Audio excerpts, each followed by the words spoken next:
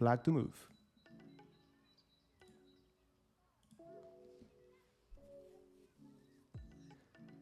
Well, are you talking about the white pieces or the black pieces?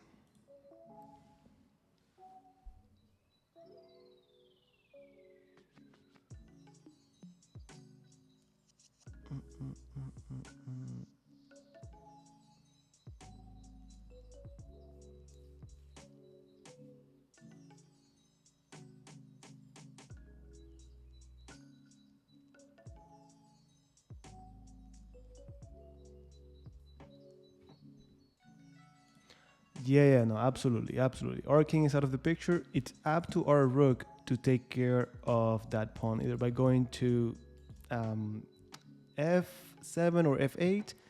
I'm just trying to think. We know from before that two connected pass pawns on the 6th rank, they could be more powerful than the rook. So I'm thinking, up to what point do I want this pawn to advance, right? So I'm thinking g4, a6, g3, a7, and then I must go to f8, but then rook b8 might be winning for them. No, they don't have rook b8 because I take the pawn. What am I talking about? So at that point, with the pawn on a7, my rook on f8, if they get behind the pawn, well, I just block it, and I don't think there's anything they could do about my two pawns. They could go king f3. The bottom line here is that I got two connected pass pawns on the king side. You got an isolated pawn by itself, so this is not that big a deal. I think g4 has to be the first move, but we have to be very, very careful. I guess.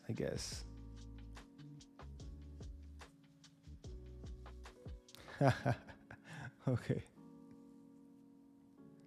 That's a very good question. We gotta ask all of that. Why not rook f6 first? Yeah, what's the main difference, huh? Oh, you know what? No. I just got it. I think, and that's a good thing. What is the difference? I think one great benefit of playing g4 right away is that I'm ready to play rook f3, and then I get behind the pawn. That's another principle that we know. We know that these two connectors are better than this pawn, but we also know our rook belongs behind the rook. If the pawn is ours or not, it doesn't matter. Rook belongs behind the pawn. It could be over here to push, or I go around behind it to control it. That seems like a very strong idea. So I don't have to wait and get in front of you. I could just go check and get behind you. So probably after g4, they must bring the rook over. Then g3, they push. g2, a7, we promote with check. So that might be it. Exactly. Little details like that. Let's see. g4, okay. Now, what do we do about this one? Cha-cha. Okay, I think it's a given we cannot trade rooks. So you see, they don't want us to get to f3 and get behind the pawn. So that we knew. So rook g5.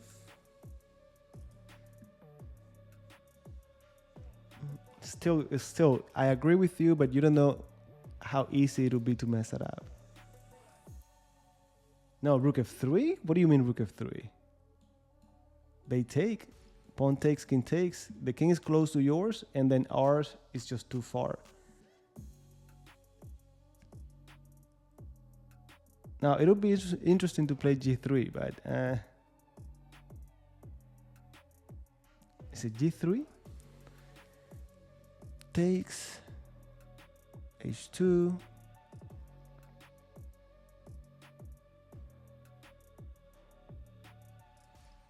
Yeah, I think it's g3. g3 is the move. All right, g3, h2, g2.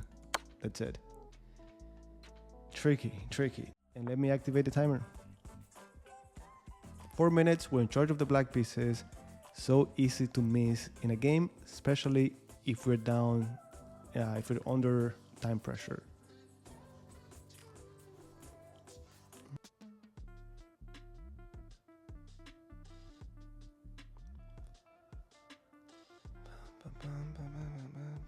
No. What do you mean with like a drop? We just talked about this. We just reinforced the idea that two connected pawns on the 6th rank could be better than the rook.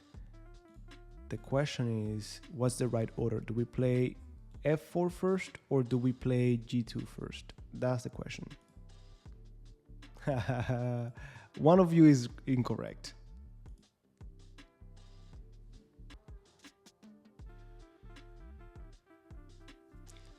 There has to be a difference. Yeah, g2 forces rook e1, but why is it that f4 doesn't work? Because of rook e4. And then they take with check. Yeah. It has to be that. So it has to be g2, rook e1, then f4, and we put it in motion. Yeah. They pin the pawn. Right. There we go. Go. Now, king g3, careful not to blow it at this point. If f2, check and they collect, right? So, king g3, f2, and this is just too much, guys. 2 connected pawns on the 6th rank. This is something you don't even have to calculate. If you know this from before, you cannot go wrong with that. All right. You got it. Perfect. All right. This is a very fundamental king and pawn endgame technique you have to know. White to move. Let me put the timer back to 4 minutes. But you should be able to get it in 1 minute.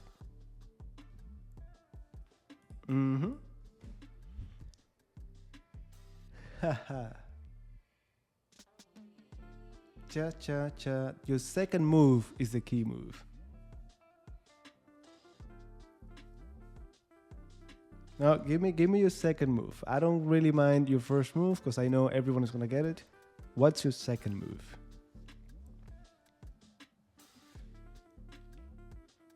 Wrong. Incorrect. You just lost. Well, you didn't. Yeah, you just lost the game actually. You're a genius. Exactly. Okay, I'm gonna assume your last move here is king d6, right? And that's it, guys. This is a very well-known dance around the pawns. Basically, you want to be the last one to get next to the pawns. That's what it comes down to. So I'm gonna go king here. Now, if you go in first, they're gonna come in last, and you are in sux one. You gotta make a move. They're gonna take the pawn. So you keep dancing around it, right? So now I'm threatening to come here, and okay, he keeps dancing too. If he had gone king f5, then you go king d6. So I keep going. Finally, I make contact with that pawn. Only way for them to defend it is by going here, and now I'm the last one to land here. So this is the position. The last one to come in is gonna make the other king have to go away. So that's it. You see, they have to go away, and you get the pawn. So boom, that's it. Now we covered this on lesson 65, but still it's good to reinforce it. So they went here, I go around. I don't want to be in because then I have to leave first and they get my pawn. There we go, hitting the pawn. Now they are forced to come over and boom, that's it. That's it. we have to be sure. All right, next one, and we're in charge of the white pieces. Timer back. Have fun.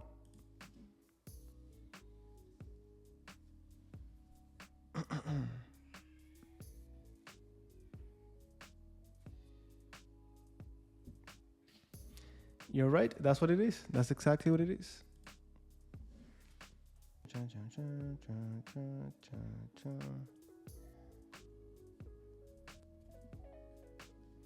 Yeah, but then what after that?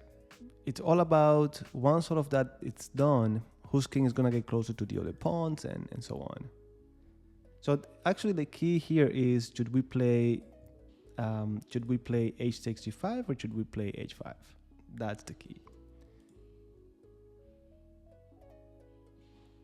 Now I'm gonna take a moment to calculate. We got 2 more minutes. Let me calculate. Cha cha cha. Cha cha cha. Okay. Exactly. This is it. And this is exactly what we just did in the other exercise. The prior exercise, we had to use this technique. Now we see it here, but like 6 moves down the road. Exactly. It wouldn't work. It wouldn't work. Exactly. So basically, I calculated this first. It seemed like this was the move, h5. But then they get the king closer. You go e8, they take you take back, and then their king is just too close. You come back over, and then they even take a possession. Wait. They go king f4.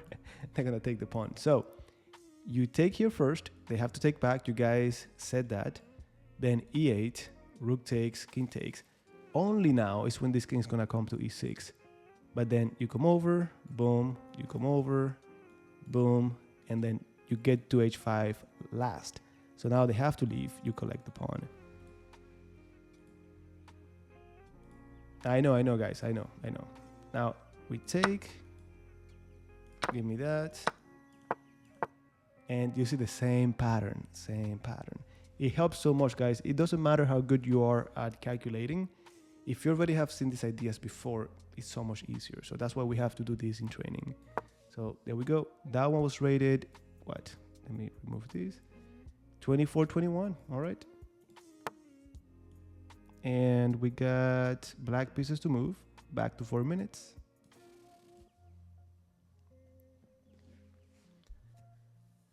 All right, this one should be pretty straightforward. Chum.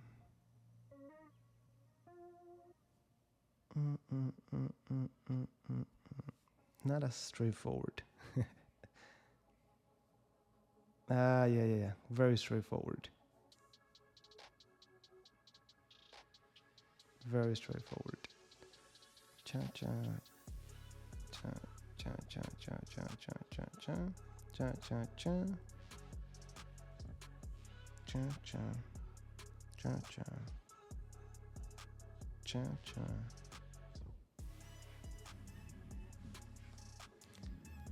All right, so that's a good point. Always look at the letters, guys. Maybe you cannot even see the letters from there. Yeah, I think you can see the letters. So you know black pieces start on 7 and 8. So that means the black pawn is going up. Okay, check and only then promoting. You're missing basic fundamental principles that make it very easy to know what the move is. If you have 2 seconds left here, you should be able to make the move only if you remember the fundamentals that we have covered already. If you went over lesson 29 on the YouTube channel, then you should know this by heart. Thank you. That's all this is about. If I just keep the rooks, it's just gonna get very complex. Still rooks on the board, it's not so clear. This is gonna be a long endgame. So instead, we take. They have to take with the pawn to at least have a chance to promote, right? If they take with the king, then it's gonna be very easy for us to just get out of the way, promote first. So after rook c4, b takes c4, you go king b5. If you remember the box, you are in the box. All right, let's do it. And then we bring the king over. If they push the king, well, I use that time to push my pawn. King over, and that's it.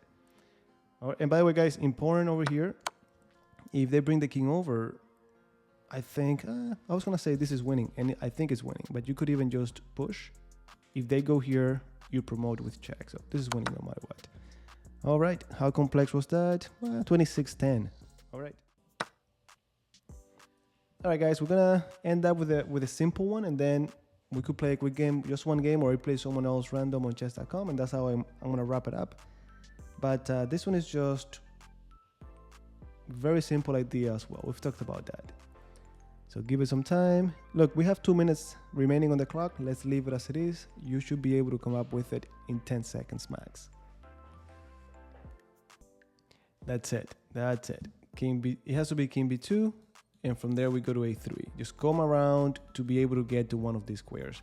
So king b2, king a3, and we got to a4. Not to b4, they take the opposition. So we take diagonal opposition. So we want to go here, diagonal opposition, and after king goes to b6, we go king b4, and that's opposition.